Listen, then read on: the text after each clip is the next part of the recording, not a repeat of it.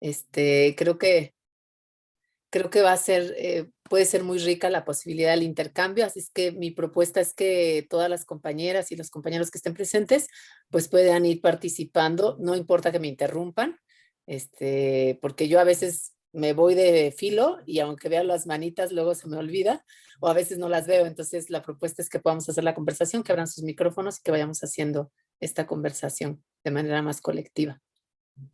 Sí, muy bien, doctora. Pues igual, como la primera pregunta, así un tanto detonadora, es cómo, atendiendo al concepto o al título, es cómo ha manifestado pues estas opresiones no coloniales específicamente en las mujeres y las mujeres indígenas, ¿no? Que es como un tema que a nosotros nos interesa mucho, pero un tanto a partir de todo lo que usted ha abordado, ¿no? ¿Cómo es que se expresan estas manifestaciones? Porque pareciera ser que están como están presentes, pero a veces están muy ocultas bajo varios mitos, como puede ser la propia modernidad, ¿no? Entonces, no sé si nos puede usted ir comentando algo sobre esto, doctora, o es muy amplia la pregunta quizás. Bueno, sí es amplia, pero quizá ayuda a hacer un recorrido por el debate de los feminismos descoloniales en América Latina. Y cuando yo digo feminismos en plural, no lo digo de manera casual, lo digo de manera muy deliberada, porque yo considero que esto que llamo campo de los feminismos descoloniales es un campo de reflexión y acción muy diverso, en el que no hay un posicionamiento único, ni tampoco hay una postura única y homogénea respecto al problema del cruce entre colonialidad, violencias patriarcales y género, por ejemplo, ¿no? Por eso hablo de los feminismos descoloniales. Entonces, dado que hay una gran diversidad de planteamientos que atraviesan el problema racial y el problema colonial asociado a las mujeres y a la violencia que se ejerce sobre los cuerpos de las mujeres, de repente se vuelve muy complejo contestar una pregunta que nos plantea cuál es la matriz colonial que atraviesa la opresión de las mujeres, porque al final, pues depende mucho de las perspectivas también de los diferentes planteamientos de ese campo que podemos abordarlo.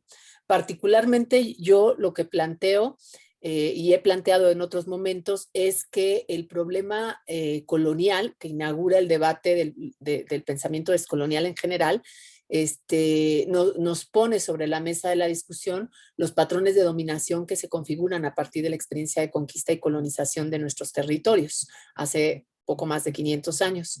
Y además, este proceso, que es un proceso histórico, digamos, de arco de tiempo largo, pues tiene un continuum en la configuración de esos patrones de dominación.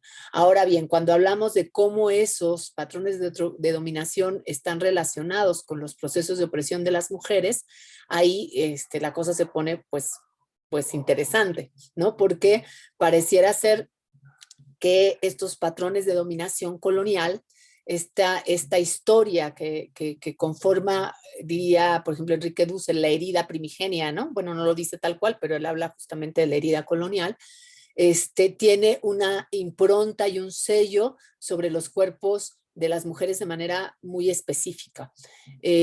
Yo particularmente he formulado que el proceso de conquista y de colonización tuvo una dinámica que hizo que ese otro lejano, o sea, los amerindios y las amerindias, y los cuerpos de estos otros, de esta alteridad negada, la alteridad negada de los europeos conquistadores, dijéramos, fuera receptáculo de patrones de dominación que no se configuran, digamos, en el momento mismo de la conquista y la colonización.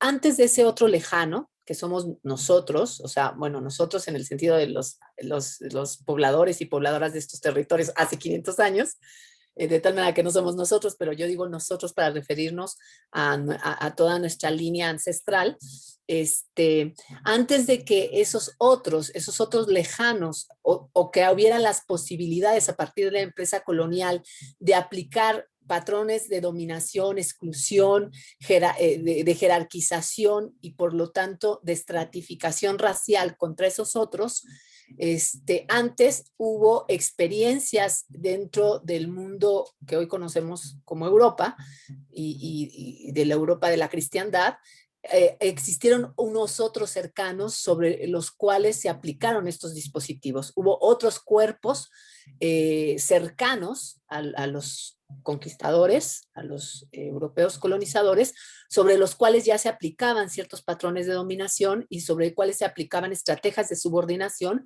que desde mi punto de vista luego fueron, digamos, trasladadas o traídas en la experiencia colonial a nuestro continente. ¿Quiénes eran esos otros cercanos? Bueno, esos otros cercanos eran fundamentalmente las mujeres, ¿no? O sea, el primer otro sobre el cual se aplican lógicas de dominación patriarcal, en el caso particular europeo, pues son las mujeres. Y hay otros cercanos que no tienen cuerpos de mujer. Están los musulmanes, están los judíos, ¿no? Que son esa otra alteridad cercana que también va configurando estos patrones de diferenciación que tarde o temprano se van a construir también y se van a configurar como patrones de dominación. Pero el otro cercano, que es las mujeres, es un referente muy importante en cómo se van configurando luego los patrones de dominación cuando llegan en la empresa colonial los españoles a colonizarnos. ¿Por qué? Porque muchos de los patrones de dominación, muchos de los dispositivos de poder, para hablarlo en ese lenguaje, en el lenguaje de Foucault, fueron primero aplicados a los cuerpos femeninos en Europa, ¿no? Cuando llegan a América Latina, estos dispositivos que inicialmente se aplicaron contra cuerpos femeninos en la propia experiencia de la Europa de la cristiandad, empiezan a aplicarse ya no solo a cuerpos femeninos, sino a poblaciones enteras sin importar su condición de género. Entonces, hay una especie de transmutación de la condición de género o de los dispositivos de poder que en el caso particularmente europeo podemos asociar con dispositivos aplicados sobre cuerpos de mujeres, y ahora al ser, digamos, al migrar y al transitar en esta nueva experiencia de conquista y colonización a la aplicación de poblaciones enteras sin importar la condición de género particular de la población, lo que se hace es que hay una transfiguración entre el género y la otra condición que justifica la aplicación de esos dispositivos de dominación sobre poblaciones enteras. Y esa condición que justifica o ese marcaje que justifica la aplicación de esos dispositivos, ahora ya no solo sobre las mujeres, sino sobre poblaciones más allá de su condición de género, es la condición racial. Entonces, estas formas de dominación que se aplicaban contra mujeres, estos dispositivos de poder, son trasladados y traídos a nuestra América y ahora aplicados ya no solo a quienes tienen el marcaje de género femenino, sino que son aplicados a poblaciones enteras más allá de su marcaje de género. Y ese marcaje de género que antes en su origen era sustantivo para estos dispositivos de dominación, ahora es transfigurado en términos del marcaje racial. Por lo tanto, las lógicas de dominación colonial no pueden separar el género de la raza. O sea, hay una, digamos, línea directa de vinculación porque estos dispositivos inicialmente se configuran a través de una idea de distinción de género. No sé si me explico y si hasta ahí vamos bien. Esto, de alguna manera, a mí me llevó a formular el debate sobre cómo hay un proceso de feminización del indio y de lo indio, ¿no? También de la India, por supuesto.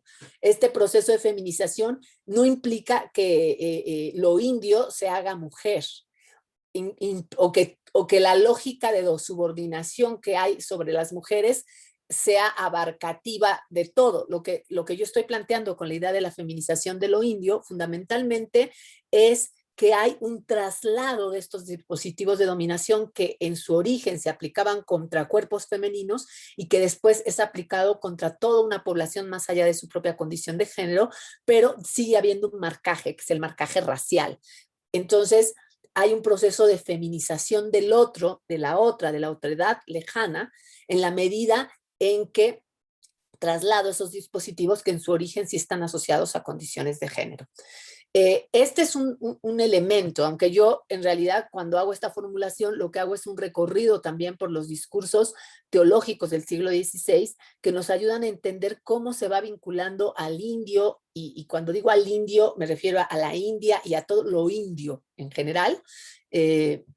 Y ahorita quizá, Alexandra, puedo ir explicando un poco mejor cómo se feminiza al indio, porque lo primero que plantea ahorita es cómo, por ejemplo, el tema de la violación, ¿no? O el tema de violencias que en un primer momento fueron aplicadas en la Europa de la cristiandad a cuerpos femeninos, luego estas formas son traídas a América y ya no solamente se aplican a las mujeres indígenas o a las mujeres indias, sino que se aplican a poblaciones enteras. Voy a dar un ejemplo más actual, Alexandra, para entender en dónde yo estoy planteando la lógica de la feminización del indio y cómo, o lo indio, y cómo este proceso tiene implicaciones en arcos de tiempo largo, porque son dispositivos que siguen siendo vigentes hoy en día. Por ejemplo, la violencia y el genocidio es una de las características de la empresa colonial, de la experiencia colonial que inicia en el siglo XVI. El aniquilamiento de la otredad, de la alteridad, a través de una violencia que no solo es genocida, sino que desde mi punto de vista es misógina. Pero bueno, esta violencia genocida ha marcado las sociedades de las que hemos sido parte en los últimos 500 años, de tal suerte que, por ejemplo, la desaparición forzada o, por ejemplo, la desaparición de mujeres, ¿no? En el caso, por ejemplo, los feminicidios, forman parte de una historia que tiene un continuum de 500 años, porque somos cuerpos desechables, ¿no? Entonces, por ejemplo, te voy a dar el ejemplo, Alexandra, para ver cómo yo planteo el tema de la feminización de lo indio, para que veas cómo un dispositivo de dominación que está enfocado a cuerpos específicos femeninos y racializados, luego se generaliza. Hace aproximadamente más de 30 años, empezaron a aparecer los casos de las mujeres de Juárez, ¿se acuerdan? El caso de mujeres asesinadas, que además no eran cualquier mujer, o sea, eran mujeres racializadas, casi siempre migrantes, empobrecidas, mujeres, al ser migrantes, venir del ámbito rural y ser empobrecidas o de sectores populares de las urbes, pues casi siempre eran mujeres que estaban racialmente clasificadas como pobres o como, digamos, subalternas, ¿no? Para darle un nombramiento. Entonces, lo que empieza a aparecer es de manera sistemática cuerpos de mujeres asesinadas con rasgos de violencia atroz, o sea, no nada más las asesinaban, o sea, había también un acto de violencia que pasaba por la tortura, las vejaciones, la violación, etcétera, etcétera. Esos cuerpos eran cuerpos de mujeres racializadas, casi siempre empobrecidas, de clases bajas, en condiciones bastante desfavorables, ¿no?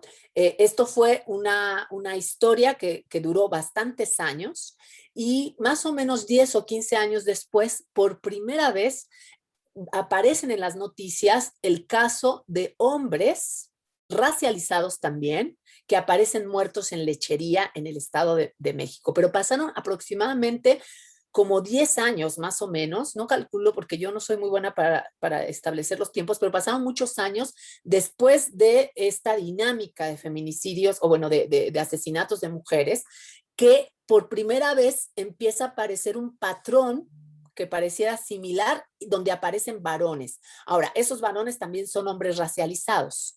Los primeros casos de aparición de cuerpos en lechería y que se sabe que por algunos informes de derechos humanos, etcétera, de organizaciones de derechos humanos, se sabe que eran casi siempre, o sea, que eran personas, hombres racializados, también empobrecidos, muchos de ellos albañiles, carpinteros, y había una línea, ahí se empieza a abrir una línea, digamos, de investigación que no fue formal, sino que fueron las propias organizaciones que atienden estos casos las que lo formularon, que tenían que ver con el crimen organizado y que tenía que ver particularmente con la trata de personas, por ejemplo, para la construcción de narcotúneles por las propias características, ¿no? Entonces, aquí empiezan a aparecer dos elementos importantes. Uno, el caso de las mujeres, o sea, el primer proceso de cuerpos que son asesinados, son vejados y que son abandonados está asociado a cuerpos de mujeres.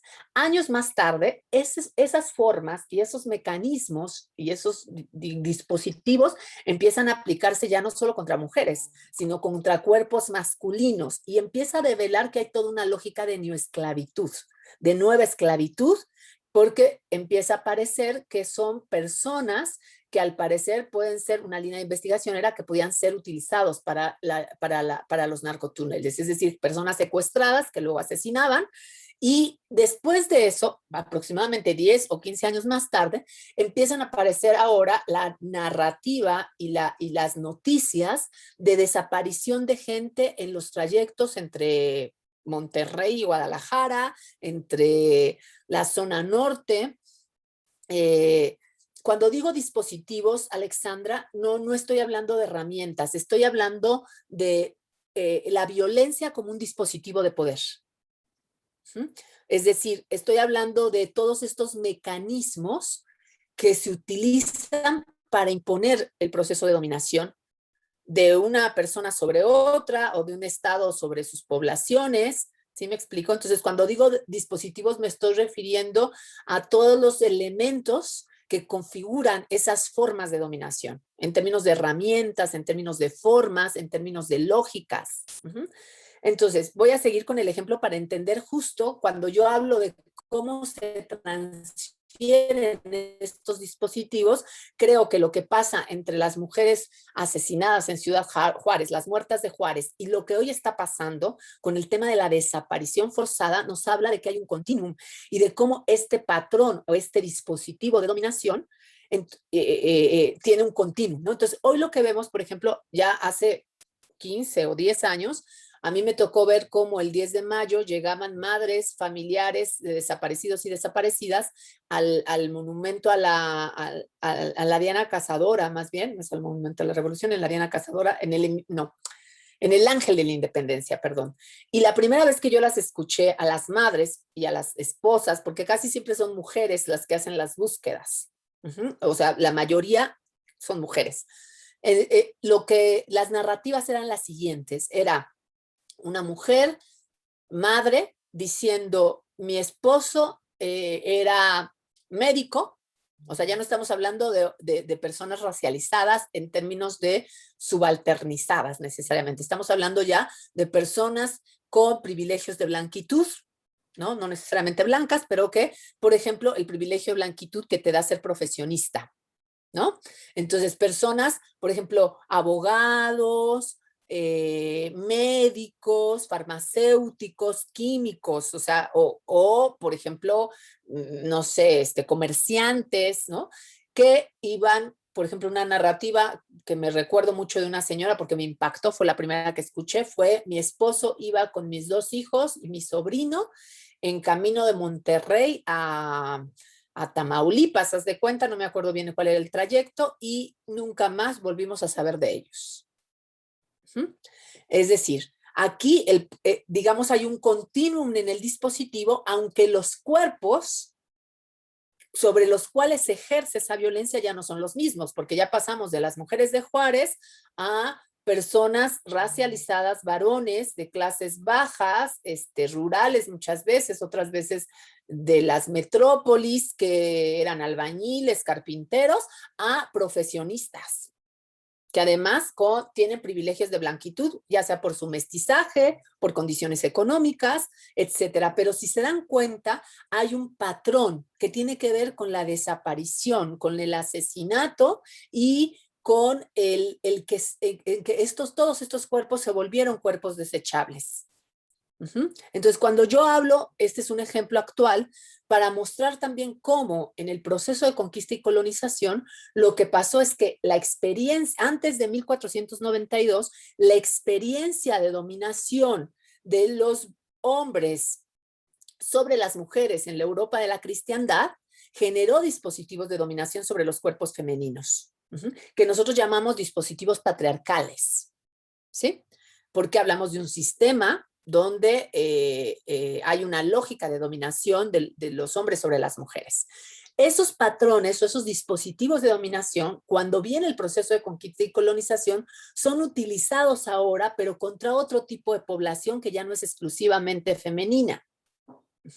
Sino que es una población que ya no se les aplica por su marcaje de género, sino se les aplica por su marcaje racial, porque ahora lo que justifica la condición de subordinación ya no es la condición de género, sino la condición racial de esas poblaciones. Por lo tanto, la raza se convierte en la línea divisoria, digamos, entre tu condición de humanidad y tu condición de no humanidad, que es parte del debate teológico del siglo XVI. Entonces, la raza se equivale, digamos, al género en términos de la justificación de la aplicación de estos dispositivos de dominación. Por eso, este es un elemento, no es todo, pero es uno de los elementos por los cuales yo hablo de que a la otredad india se le feminiza. Pero esa feminización en realidad es un proceso de racialización. Por tanto, no está separada la misoginia del acto del racismo. No sé si me explico. Es un poco lo que quería como señalar con lo que había dicho antes, Alexa.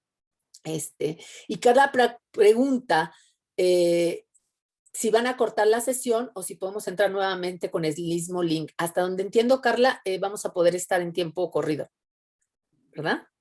Sí, íbamos a estar en tiempo corrido, doctora, pero según me dice acá que no debería de salir, que queda poco tiempo. Entonces, cuando te sale eso es porque sí se corta.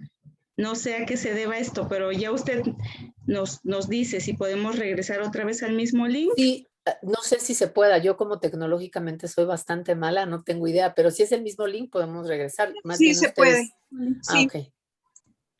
Sí, se puede. Espérenme tantito, nada más déjenme ver si no lo he borrado, porque yo soy de las que borro todo. Si no, se lo reenvío nuevamente. Alexa, no sé si Aquí está. te quedaron resueltas tus dudas.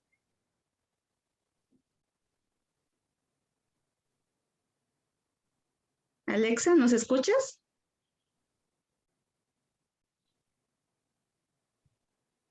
Creo que no. Creo que bueno, no. le avanzo mientras Alexa nos interrumpe cuando se sume. Quiero decirles que este es un elemento, pero no lo son todos. O sea, hay otros elementos que a mí me llevan a formular esta primera idea de la feminización del indio, ¿no?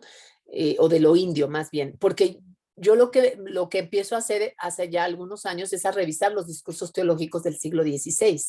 Y en los discursos teológicos del siglo XVI hay muchos elementos para formular por qué al indio, a la India, se les ve como infantes feminizados, sobre todo porque se piensa construir una narrativa que justifica la presencia española en nuestros territorios a partir de la idea de la necesidad de un tutelaje de parte del indio y de la India. Un tutelaje porque son incapaces de autogobernarse, ¿no? Entonces, ese tutelaje tiene en la historia europea, tiene dos sustentos. El tutelaje que se hace de los padres hacia los infantes y el tutelaje que se hace de los maridos hacia las mujeres. Y si quieren, ahora que vengamos al siguiente bloque, recuperamos esta idea. Porque sí, dice que nos queda menos de un minuto. Sí, doctora, me parece bien. Yo creo que nos salimos y volvemos a regresar. Muchas gracias, doctora. Vale.